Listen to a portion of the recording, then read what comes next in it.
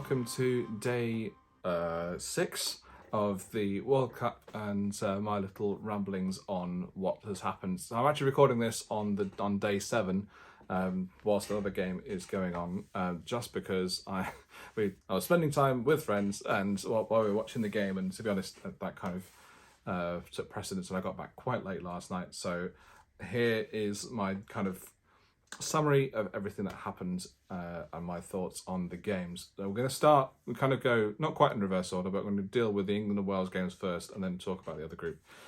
And yeah, I think England's, I'm having to do this off the hoof because I didn't take any notes while I was watching the England game, but my thoughts on the England game, it's just really frustrating watching this kind of football. Now, I completely get the context behind this. It's a group game. England's aim is to qualify from the group.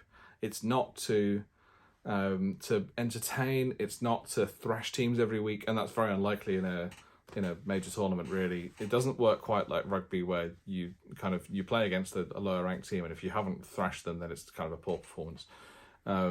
Whereas this, I think, for England, a 0-0 draw serves their purposes just fine. The only frustrating thing is I would have probably had a different approach, because if we went and actually tried to win this game, I do think that we probably would have won. I was saying actually during the game, I think the fact that a back and forth game would have probably suited England just about, because I think we would have been more clinical with our chances and would have actually dominated the game through scoring goals rather than dominating the game through just controlling it to basically have nothing happen.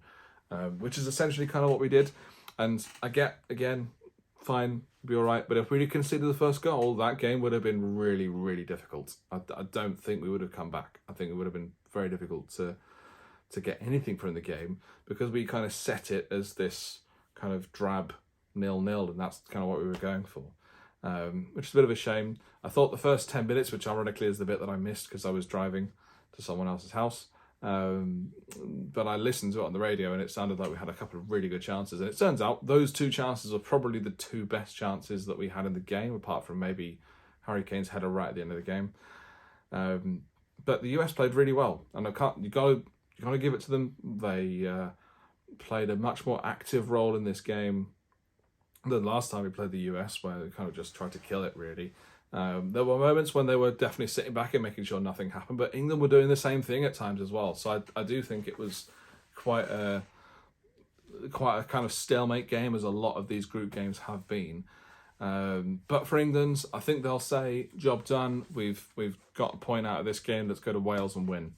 And even if they draw against Wales, they've won the group. So it does kind of mean that weirdly, that Iran game has kind of set up the rest of that group, this group, to be able to be played quite kind of, what's the word I'm looking for? Kind of dogged and reserved. They don't have to necessarily overstretch themselves, which is fine. But again, it's watching as an England fan, it's obviously not very exciting to watch. I mean, as an Arsenal fan, I really look forward to watching Arsenal play week in, week out, and part of the reason for that is that I guarantee we're going to come out of the blocks really fast, aggressive, making loads of chances, trying to dominate the game from the outset, trying to kill the game from the outset, so that we end up going 2-3-0 up in the first half and win the game in that first half and just have to manage it from there. This England team did that in the Iran game, more or less, but I just don't think we're capable of doing that on a game-in, game-out basis. I think it's really annoying, because I think if you set that England team up to go and dominate games, I think they probably win the World Cup. I think, given the players they've got, I think that would probably win them the World Cup, because they can just dominate, suffocate teams. They are good enough to be able to keep hold of the ball as well. So why wouldn't you do that?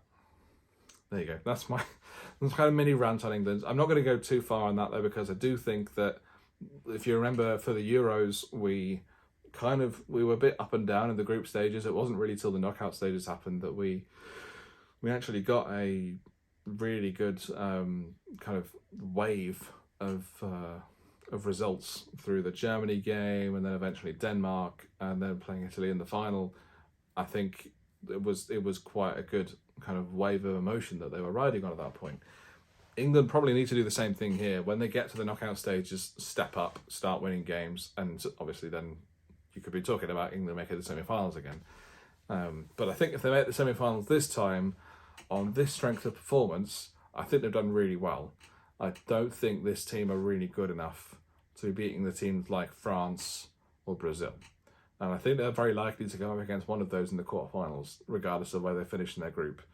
So we'll have to wait and see on that one. I'm not hugely enamoured. As far as the US are concerned, I'd love to see them get through. I think they're a really good team. The problem for them is that they'll be playing against the Netherlands team probably, who are, or Ecuador actually. I think either we could end up playing either of them. It's going to be tough for the US to be going through from that game, I think, just because the youth in their team, it's difficult to overcome, I think. They need to have the best game that they've had in a while to beat them. But if they do, obviously that means quarterfinals, and then anything's possible at that point, I think. And the US, I can't remember the last time they got to the quarterfinals, but quite a long time ago. So yeah, we'll see what happens with that one. Yeah, so the other game, which I did watch all the way through, Wales-Iran. So just to go through the kind of events of the game, so in terms of goals, they both happened right at the end of the game, of like 95th and 98th minute or something, where Karimi took a shot after a really good cross was put into the box, and Wales just about cleared it, but it only went to Karimi, who shot from, I think it must have been 25 yards, and it was an absolute bullet. It was a brilliant, brilliant finish into the bottom corner. Ward couldn't keep it out. But Ward was only there because Hennessy got himself sent off with a ridiculous challenge. I couldn't understand for the life of me why he had that rush of blood to come out and challenge when there was a player there tracking him. It was very unlikely that attacker was going to get past him at that point. And I think if he'd have timed it a bit better so he could use his hands to block rather than having to jump out and dive with his feet, he probably would have stood a much better chance of winning the ball and not giving away a free kick and a red card. Getting himself sent off has not helped Wales at all. He can't play in the England game now. They've got Danny Ward, who I would argue actually is probably just as good as Hennessy, to be fair. But it's still it's just a bit of stupidity. And I think Wales were already under the cosh as it was. They were by far the second best team in this game. And Wales, to be honest, I don't get the hype. I do not get the hype. There was a lot of hype before this tournament that Wales would actually be able to do something and do miraculous things like they have done in previous Euro tournaments, and they just haven't. They haven't, and they've been completely outclassed by the teams around them. I do think that this World Cup has come at a time which is after the cycle, really, towards the end of the cycle of this group of players, because you think Bale, Ramsey, Ledley, Allen, there's quite a few players there who are kind of towards the end of their careers, and really they're looking towards players like Brennan Johnson and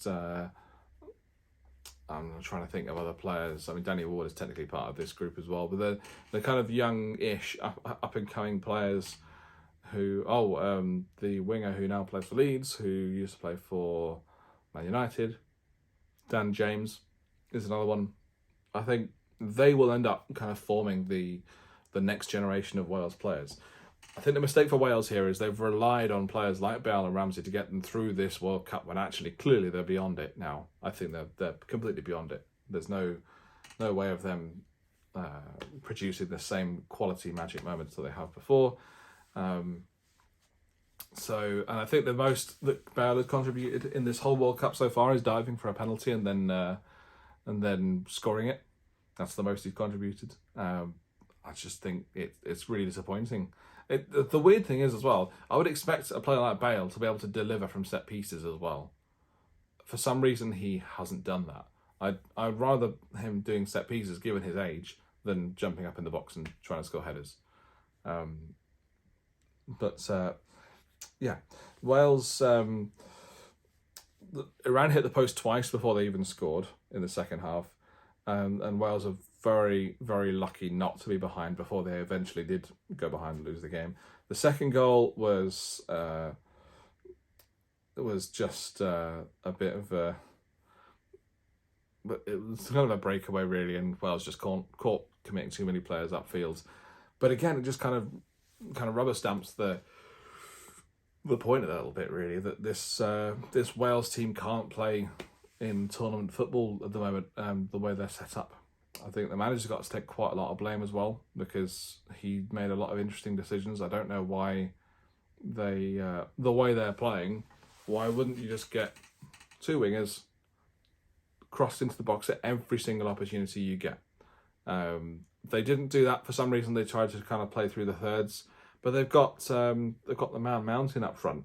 I've forgotten his name, but he is a huge guy, and that's partly what ruffled quite a lot of feathers in the qualifying stages. So why do they not decide to do that in this game? I do not understand it. So yeah, and as far as Iran are concerned, I am so full of respect for that team. They had a really tough game against England. They were battered, but also they didn't really have their minds in the game. I think they were more concerned about what would happen after they'd decided not to sing their national anthem. This time they sang the national anthem, but there was fans booing, there was fans crying, there was quite a lot of kind of political and emotional turmoil going on around that Iran team. So the fact that they managed to pull out of that and actually focus on the game and win is kind of semi-miraculous, I think, really. They've done really, really well. They stand a really good chance of qualifying now. All they need is a point against the US and they've qualified. Well, that's not true. They need a point against the US and they need Wales not to win against England now, because of that draw between England and the US. But yeah, they need Wales not to win. So really, Iran are just a win away from going through. And I think they could beat this US team. They absolutely could. There's no questioning that. But I do think that they've got quite a tough game coming up.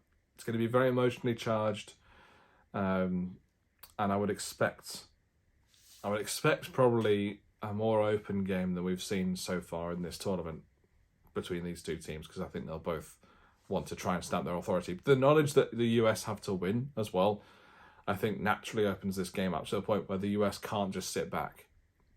They have to attack. Excuse me, this is morning, Michael. This is so tired.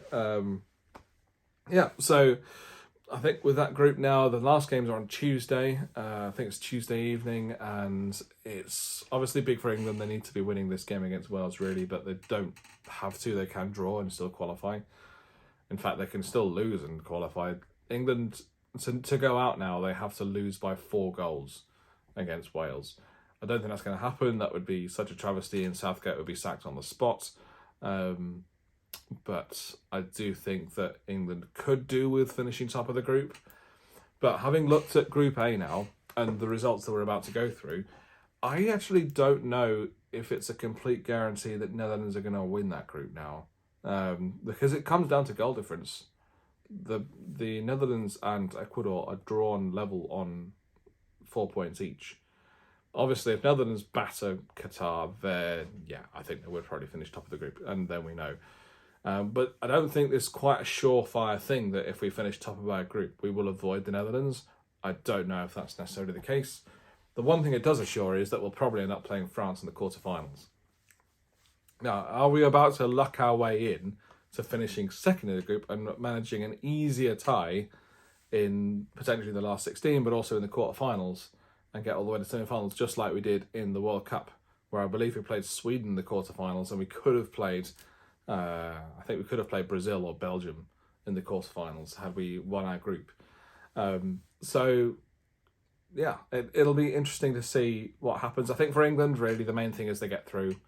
I don't think for them they particularly care about finishing first or second, and I kind of agree with them, because the difference between playing Netherlands and playing Ecuador is quite negligible. I think they're both equally good teams in different ways. But I think you're not really conceding the initiative by finishing second in the group at this point. It would matter if we were playing against a different group, like the Brazil group, where we know that Brazil are probably going to win that group. Would you want to play Brazil in the last 16? Probably not. So I think finishing second in our group, if we were playing their group, would be a lot more punishing. But in this case, I think it's not as big a deal at all. And then for Wales, they just need to pull out a performance. I think, to be honest, at this point, they've pulled out basically one good half of the 4 halves that they've played so far. They need to pull out a good game. If they don't pull out a good game in this final game against England, I will be shocked, firstly, because for some reason they always come out and play well against us. But also, I think they will probably need to do that for their own fans to make sure they're not a complete laughingstock by the end of this tournament. But I'll have to wait and see. They have drawn 1, they've lost 1. Drawing 1, losing 2 is pretty bad as far as World Cups are concerned. For me, I did actually write in my notes, like, why are Wales even in this tournament? How did they manage to get here when they look so poor? And I'm a bit disappointed that we didn't see Ukraine there, to be honest. I think it's a shame that Ukraine didn't manage to win that playoff, because if they did, I think that would have made for a much more interesting group. England would be going into this final game with probably more jeopardy than against Wales, because I would expect England to win this game. I think the way that England play, they can dominate the ball. They can, if they go up attacking this Wales team, there is not much threat in behind from this Wales team. I'm thinking like Dan James and Brennan Johnson are probably their 2 fastest players. And they don't even start. I don't think Brennan Johnson starts in this team at the moment. So, like, yeah, unless Wales come out and play a completely different team in this third game, I think that's not going to happen. Okay, so moving on to the other 2 games that we had yesterday, which was Qatar, Senegal, and Netherlands, Ecuador. Qatar, Senegal was kind of a foregone conclusion probably before it even started. I think Qatar were holding out, but then when the first goal went in, it just seemed like the Qatari player lost a bit of heart. In the first half, they didn't really play that well. Second half, they actually came out and had a go. They scored, got it back to 2-1, and you're thinking, oh, okay, the comeback's on, and then Senegal finish it off with a nice goal towards the end. It was... I do think the commentary was a little bit patronising towards this Qatar team, though, I've got to say. It didn't sit right with me that they were kind of saying, yeah, that's all right, great, go on, attack them, and that kind of thing. It's like, think about this is an actual national team. Yes, they're not in the best moment, but I do think that they've earned a bit more respect than just being treated like kind of National League minnows. I think they've come out and played in the tournament. They've had a go. And they are out now, as it happens, thanks to the result between the Netherlands and Ecuador. But it's like, you can't. I think a host nation has to have a team, and if it's going to be from the Middle East, you can't really pick another host nation that would do much better under normal circumstances. Anyway, the Saudi Arabia result aside, I think most of those teams in the Middle East wouldn't do well if they hosted a World Cup. That's just how it is. So I think it is just what it is. I would not expect Qatar to do well. They haven't done well. They have scored, which is more than some people said they would do. But I think, to be honest, they need to be... I'm trying to think of a kind of a good point for them, really. The fact that they've scored is probably the best thing, and I'm a bit concerned for them going into this Netherlands game, because they could end up getting absolutely thrashed. Afif looks pretty good. He's definitely their best player, and he's the only one who kind of looks like he's had a European experience as well. So there was a penalty shout, actually, I think at 1-0, where he was barged in the back pretty much by the defender. A very clumsy challenge that wasn't given. I couldn't really believe it on second viewing. I thought in the first viewing that he'd just basically gone over a bit of contact, but actually what he did was he very cleverly stepped in front of the ball, just like you would when you were guarding the ball to go out for a throw or go out for a goal kick, and the defender just comes and pushes him and like barges him out of the way. I'm like, how do you get away with that kind of challenge in this game, especially where the referee was very fussy with a lot of free kicks. Speaking of which, actually, England-USA game, the referee was so fussy. I couldn't believe the amount of times he whistled in a game that was naturally going to be quite physical. So why the referee didn't bend himself to that type of game is a bit beyond me. So that was that game. Senegal have set themselves up quite nicely to go and play Ecuador in the final game. But Ecuador got a point against the Netherlands, which is more than Senegal did. That could end up being the deciding factor in this group, because Ecuador now only need a point against Senegal to go through. A really well-earned point, and actually they could have got all three. They were the better team in the second half. The Netherlands scored after about 5 minutes with Gakpo, who scored a brilliant goal. It was a really nice strike. It was the only thing he did in the entire game, though, and I'm still quite kind of what's the word I'm looking for? I'm reluctant to really put all my eggs in this basket, this Gakpo basket. A lot of people are kind of raving about him and think he's the best thing since sliced bread. I don't think he's that good yet. He could be, but he is 23 now, so we're talking about a player who's kind of approaching his peak. I don't think he's that great. So I suppose we'll see with this one. But he's an alright player, but would he get into? I mean, would he get into the Arsenal team? No. Might get into our second team, but not our first team. But then the thing with the Netherlands is, for some reason, when they're defensively, they are all over the place a lot of the time. It looked like scoring early was almost the worst thing that could have happened to them, because they almost didn't really know how to control it from there. And Ecuador grew slowly back into the game to a point where they ended up not just scoring, but also dominating the rest of the game. I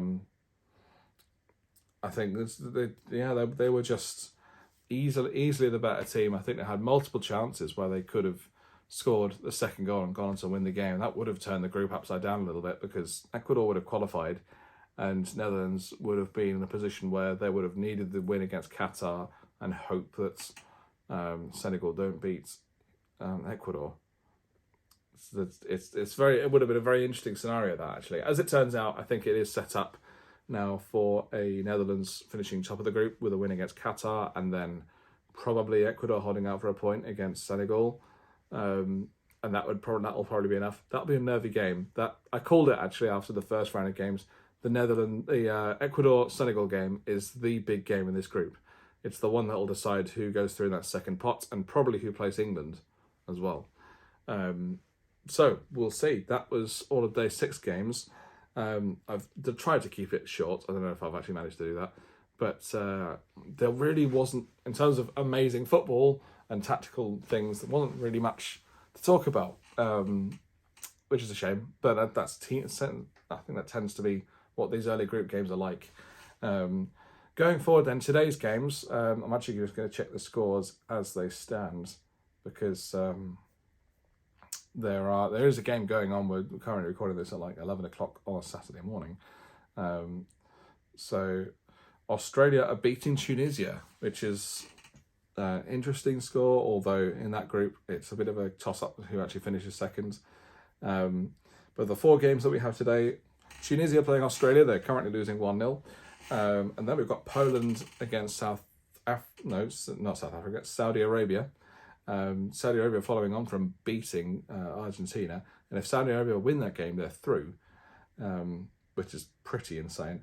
And then Argentina playing Mexico tonight, which is preceded by France against Denmark at 4 o'clock. I'll definitely be watching the middle 2 games. I'm actually busy after that. I'm busy for the Argentina-Mexico game. If Argentina lose, I'm pretty sure they're out. Which would be insane. I don't expect that to happen. I don't think Mexico are that good, but it's got to be said, this Argentina team do look like they're not quite as good as a lot of people think they are. So we'll have to wait and see on that one. Thank you very much for watching. It's been a pleasure talking to you, and I'll see you later tonight probably